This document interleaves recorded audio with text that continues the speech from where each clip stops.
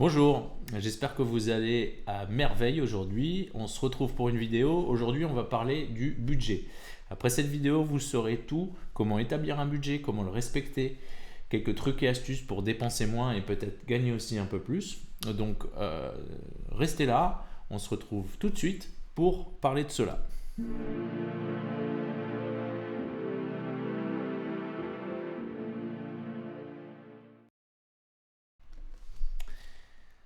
Bonjour les amis, donc aujourd'hui on va parler du budget. Petit rappel, je m'appelle Mathieu, je suis conseiller en création et gestion de patrimoine et ma mission au travers de cette chaîne c'est de partager avec vous les outils, les mécaniques que j'utilise au quotidien avec mes clients afin de vous aider à développer vos richesses et votre indépendance financière.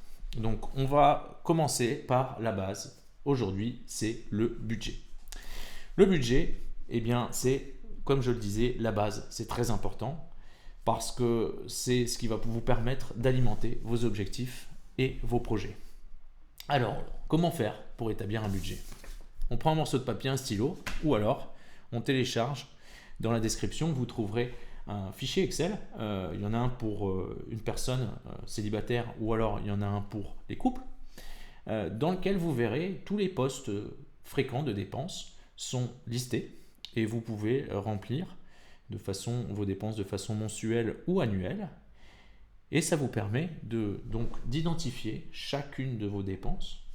Donc pour cela, je vous invite à prendre par exemple vos 3 derniers extraits de compte et de faire ça correctement parce que ça va vous permettre aussi d'identifier peut-être des dépenses que vous n'aviez complètement oubliées et qui, à vrai dire, ne sont pas nécessaires. Par exemple, un abonnement à la salle de sport où vous n'allez jamais, ou l'abonnement à Amazon Prime que vous aviez pris parce que vous vous êtes dit « Ah, c'est trop bien, je vais avoir les livraisons gratuites » et en fait, vous ne commandez plus rien chez Amazon. Ce ne sont que des exemples, mais le principe, c'est de vraiment renseigner toutes ces dépenses pour déjà, première chose, identifier celles sur lesquelles on peut faire une économie. Deuxième chose, ça va nous permettre de voir combien on rentre et combien on sort chaque mois. La différence étant la capacité d'épargne. Cette capacité d'épargne, c'est l'argent qu'on va pouvoir utiliser pour alimenter ses objectifs et ses projets.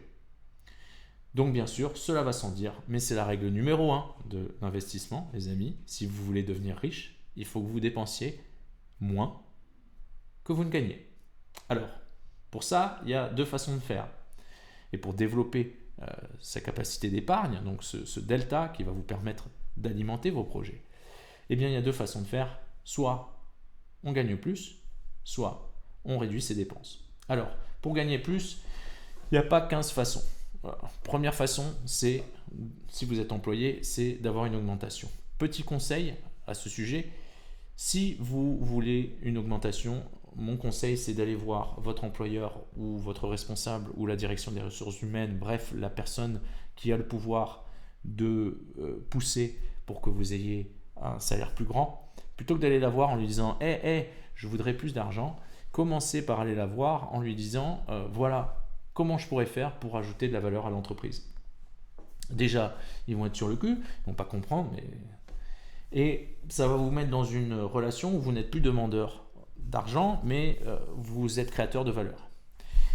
Demandez donc cette question à cette personne et soyez aussi exigeant sur le fait que vous voulez une réponse sur laquelle vous pouvez mettre une action en place. Mettez cette action en place, laissez passer quelques mois, voyez la réaction de cette personne et si ça se trouve, d'elle-même, elle viendra vers vous pour vous proposer une prime ou une augmentation ou alors vous pouvez revenir vers elle et à ce moment-là demander cette augmentation fort de cette proposition que vous avez faite et de cette action supplémentaire que vous avez pris de votre propre initiative. Un employé comme ça, si l'employeur ou le responsable est un minimum intelligent, il ne veut pas le perdre, il veut le récompenser. Donc si vous faites ça correctement, ça ne peut que marcher. Par contre, si vous êtes une personne qui manque d'intelligence ou qui est en train de vous exploiter, mon conseil, c'est d'aller voir ailleurs. Aujourd'hui, il y a du travail, il y en a. Il y a peut-être du chômage, on est d'accord, mais si vous êtes performant et que vous êtes bon dans ce que vous faites, je ne vois pas pourquoi vous ne pourriez pas trouver du travail. Ça, c'est ma conviction. Alors ensuite, deuxième chose, dépensez moins. Comme je le disais tout à l'heure, d'établir votre budget et vos dépenses mensuelles et annuelles, ça va vous permettre déjà d'identifier peut-être des dépenses sur lesquelles vous pouvez mettre un coup de ciseau. Après, il y a plein de petits trucs pour gagner 10 euros là, 10 euros là, 10 euros là, 10 euros là. Vous allez me dire, mais 10 euros, 10 euros, 10 euros, eh bien 50 euros par mois, c'est 600 euros par an. 600 euros pour alimenter vos projets, c'est déjà pas mal. Alors que vous avez juste optimisé votre budget. Donc c'est un bon point de départ. Et quand je dis 50 euros, ça peut être 100 euros par mois. Donc la magie là-dedans, c'est de prendre poste par poste, de se poser la question, est-ce que j'en ai vraiment besoin? Est-ce que j'ai besoin d'autant? Et ensuite, pour certaines dépenses également, ça peut être pas mal de partager. Je prends l'exemple, Netflix. Énormément de gens regardent Netflix. Tout le monde a un abonnement Netflix. Eh bien, moi je n'en ai pas, mais je regarde Netflix. Comment je fais? Eh bien, je partage avec un ami son abonnement Netflix, qu'on partage avec 2 autres personnes. Donc on est 4 sur le même abonnement Netflix, à ma connaissance. Et donc on le partage, tout simplement. On gagne 5 euros là, 10 euros là. On peut faire ça avec Spotify, avec Apple Music, avec HBO, avec tous ces services-là. Aujourd'hui, vous avez la possibilité de partager. Donc profitez-en. 5 euros là, 10 euros là. On a quelques dizaines d'euros déjà à gagner. Ensuite, ça peut être sur votre forfait téléphone et votre abonnement Internet. Si aujourd'hui, vous vivez en France, que vous payez plus de 20 euros pour votre abonnement téléphone et plus de 20 euros pour votre abonnement Internet, il faut vous poser une question, il y a un souci. Donc là, c'est bien simple. Mettez-les en concurrence. Et si vous trouvez la meilleure offre, c'est chez le prestataire de service chez lequel vous êtes déjà, qu'est-ce qui va se passer? Vous êtes chez Bouygues, c'est pas de la pub pour Bouygues, vous les appelez, oui j'ai vu cette offre, je voudrais en profiter. Et ils vont vous dire, on est désolé, c'est que pour les nouveaux clients. Et là vous leur dites, eh bien c'est bien simple, je vous appelle pour résilier ma ligne, en plus aujourd'hui on peut conserver son numéro de téléphone, et je vais donc créer un nouveau compte avec cette offre, ou peut-être d'ailleurs aller voir la concurrence. Et là tout d'un coup vous allez voir, l'offre elle est disponible aussi pour les clients existants. Magique. Vous pouvez faire ça pareil pour votre abonnement Internet. Donc comme je le disais, vous pouvez gagner 10 euros ici, 10 euros là. Et en fait, ces dizaines d'euros accumulés, chez certains de mes clients, on arrive à plus de 100, 150, voire parfois 200 euros. Comme ça, par magie. Ils n'ont pas changé grand-chose à leur train de vie et on a déjà réussi à dégager une capacité d'épargne supplémentaire. Alors ensuite, j'ai mes petites notes là. Qu'est-ce qu'on peut faire? Ah oui, une très bonne idée. Quand vous avez envie de vous acheter, de vous faire plaisir, de vous acheter quelque chose, mon conseil, attendez 30 jours. Je prends un exemple. Je vais réaliser bientôt une très jolie vente et je voudrais marquer le coup en me faisant plaisir et en m'achetant une jolie montre. Je ne parle pas d'une Rolex, je vous parle d'une jolie montre, une Seiko, qui coûte un peu plus de 1000 euros. Et donc au début, j'étais là, oh elle est belle, je suis allé au magasin l'essayer, oh, elle me va bien, elle est vraiment chouette, ma chérie l'aime bien, elle est vraiment chouette. Je l'ai regardé sur internet, les prix, où est-ce que je peux la trouver, les délais de livraison, blablabla, blablabla. Et je me suis dit, oulala, attends, tu es en train de t'enflammer. Ce que tu vas faire, c'est que tu vas écrire sur un morceau de papier que tu veux cette montre. Le morceau de papier, tu le mets de côté. Dans ton agenda, tu mets une alarme dans 30 jours. Et tu reviens au bout de papier. Et tu regardes si tu veux toujours cette montre. Et en fait, je me suis rendu compte que cette montre, j'en ai pas vraiment envie. Boum, je viens de m'économiser 1200 euros. Parfait. Donc cette technique d'attendre 30 jours, alors bien sûr, si vous n'avez plus de manteau et qu'il fait moins 10 dehors et que vous avez besoin d'un manteau, allez vous acheter un manteau. Mais si vous êtes là pour essayer de contrôler l'achat impulsif, essayez de mettre en place cette stratégie des 30 jours. Moi, ça m'a beaucoup aidé. Ça peut paraître débile, mais voilà. Et puis en plus, souvent, les vendeurs vont vous dire « Ah, il n'y a plus beaucoup de stock, etc. » Mais c'est pas grave, si vous passez à côté, ça ne va pas changer votre vie. Dans 10 ans, vous n'allez même plus vous souvenir de ce manteau que vous avez acheté. Donc, pensez aussi à la perte de valeur. C'est-à-dire que moi, j'ai un téléphone, un iPhone, pas de pub pour Apple, une fois de plus. Je n'ai pas le tout dernier modèle. Et pourquoi? Parce que si j'achète le tout dernier modèle, je sors de chez Apple et en fait il a déjà perdu de sa valeur. C'est comme d'acheter une voiture neuve. Vous sortez de chez le concessionnaire, elle a 2 km et elle a déjà perdu une grande partie de sa valeur.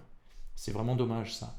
Donc mon conseil c'est de vous dire, bon, cet appareil ou ce produit que je vais acheter, quelle valeur aura-t-il dans 5 ans? Alors si vous achetez un joli manteau de fourrure griffé, il aura sûrement de la valeur. Si vous achetez un iPhone, sa valeur dans 5 ans, c'est quoi? 50 euros? Zéro? Donc prenez ça en considération, plutôt que vous dire, ah, il me faut le nouveau, aussi, c'est pas mal de se dire, ah, là c'est l'iPhone, je sais pas, 14 qui vient de sortir. Plutôt que d'acheter le 14, je compare. Il n'y a pas beaucoup de différence avec le 12. Donc si moi je crois que c'est un 10, si mon 10 venait à rendre l'âme, j'irais acheter un iPhone 12 que j'achèterais sans doute reconditionné pour essayer de contrer le gaspillage et l'obsolescence programmée qui est mise en place par ces grandes marques, il ne faut pas se leurrer. Et plutôt que de le payer 1200 euros, je vais payer 600 euros. Boum, j'ai encore gagné 600 euros dans l'histoire.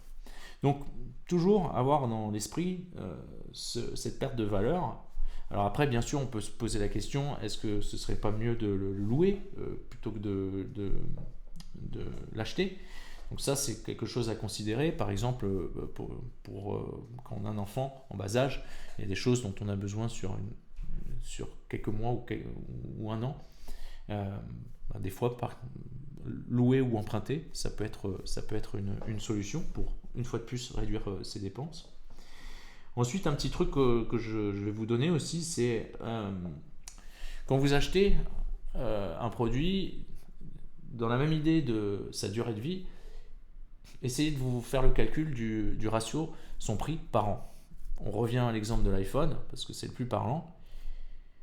Demain, vous achetez donc un iPhone 12, admettons, à 600 euros, reconditionné, avec une nouvelle batterie, un écran nickel. Il va vous durer quoi? Il va vous durer 3 ans. Ça veut dire qu'il vous coûte 200 euros par an. Est-ce que vous avez envie de ce nouveau iPhone 12 ou est-ce que votre ancien iPhone 10 fonctionne toujours aussi bien? Ou si je prends l'exemple encore pire, cet iPhone 14 à 1200 euros, j'ignore le prix, mais c'est pour l'illustration. On divise le prix par 3, ça fait 400 euros par an. 400 euros par an, avec 400 euros, vous pouvez partir en week-end. C'est peut-être mieux de faire des souvenirs plutôt que d'avoir le super tout dernier téléphone pour avoir l'air d'avoir le tout dernier téléphone. À vrai dire, ça n'impressionne personne. Donc ça, c'est toujours bien de se dire. Et aussi, une dernière chose, si vous êtes prêt à mettre 1000 euros dans un iPhone, je prends toujours l'exemple de l'iPhone parce que c'est le plus parlant, ça pourrait être autre chose. Admettons, vous voulez mettre 1000 euros dans un nouveau téléphone, posez-vous la question, si vous placez ces 1000 euros, votre futur vous, qu'est-ce qu'il aura au bout? Si on prend tout simplement le retour moyen sur le long terme en placement financier, c'est 7,3% ajusté à l'inflation. Donc sur 30 ans, si vous placez 1000 euros, vous n'aurez rien fait. Et les 1000 euros, ce sera 8279,26 euros. Et vous n'avez rien fait. Donc votre futur vous dans 30 ans, il sera content parce que là, lui, il aura de l'argent. Et ce n'est qu'un exemple. Donc aussi, dites-vous, ok, au lieu de dépenser cet argent, ce serait peut-être pas mal que je le place. Et donc, c'est l'idée aussi de retarder la gratification. Plutôt que de chercher un plaisir immédiat, ah j'ai un nouveau truc, ouais, et en fait souvent le nouveau truc on est content pendant 3 jours et puis au bout d'une semaine il n'est plus si nouveau et on n'est plus si excité et puis au bout de 2 semaines on a déjà pratiquement oublié que c'est nouveau et qu'on était excité il y a 2 semaines et au bout d'un mois en fait il n'y a plus rien. Donc en essayant de retarder la gratification, vous verrez que déjà vous allez avoir l'impression d'avoir moins besoin, d'être moins aussi soumis à ces achats impulsifs et sur le long terme vous allez être gagnant et votre futur vous se dira ah ouais Mathieu à l'époque il était malin de faire ça. Donc faites-vous ce petit cadeau et toujours essayez de de retarder, de penser plus moyen, long terme plutôt que court terme, parce que quand on pense court terme, on crame tout et on va pas très loin, bêtement. Encore un petit truc aussi, moi je m'en suis rendu compte à l'époque, j'étais payé tous les jours en espèces. Et alors quand vous êtes payé tous les jours en espèces le fruit de votre travail de la journée, vous avez un rapport à l'argent qui est tout autre. C'est-à-dire que quand je sortais et que je payais ma tournée à mes potes, eh ben, je me rendais compte que c'était 2 ou 3 heures de ma journée de travail. Donc, d'une façon ou d'une autre, essayez d'avoir ce rapport à l'argent, de vous dire, bon alors je gagne tant et tant par mois, je travaille tant et tant de jours, je gagne tant et tant par jour. Qu'est-ce que je fais de cet argent que j'ai gagné aujourd'hui? Ça peut être pas mal. Et l'une des façons aussi de prendre de la distance par rapport à ça et un peu de hauteur, c'est les paiements par carte. On est là, on paye par carte. Clac, clac, clac, clac. On ne se rend pas compte de ce qu'on dépense. Et donc c'est super facile. Mais des fois, on a des surprises. Pour éviter ce genre de surprise, ça peut être pas mal de prendre une carte gratuite, avec même des fois des avantages, avec un service tel que Wise ou Revolut. Et vous utilisez cette carte comme un portefeuille. C'est-à-dire que vous vous dites, bon, j'ai 100 euros par semaine pour sortir, aller au restaurant, boire des coups avec mes amis, peu importe ce que vous avez envie de faire. Eh bien, toutes les semaines, vous chargez cette carte et vous avez ces 100 euros. Ça peut être l'un des moyens de maîtriser votre budget et vos dépenses. Ça peut être un outil. Et donc, les paiements cas par carte, souvent, voilà, on se dit, ah, c'est bon, 40 là, 60 là, tac, tac, tac. Et puis, à la fin du mois, on voit le décompte et on se dit, ouh! Donc, ça peut être un outil pour maîtriser un peu plus son budget. Et y aller par tranche d'un chiffre rond, ça peut être pas mal aussi, parce que vous allez voir tout de suite, quand vous regardez sur votre compte combien il y a, tout de suite où vous en êtes. Donc ça peut être pas mal aussi. Alors bien sûr, cela va sans dire, mais ça sert à rien de vous appauvrir pour avoir l'air riche, hein. Si vous gagnez 1000, 1500 ou 2000 euros par mois, ça sert à rien de vous endetter ou d'acheter une voiture à 80 000 euros ou une Rolex à 15 000 juste pour avoir l'air riche et impressionner les gens. Les gens que ça va impressionner, c'est peut-être pas les gens de la meilleure valeur, et au final, ça va vous desservir, vous vous appauvrissez au lieu de vous enrichir. Donc ça, c'est vraiment la dernière chose à faire.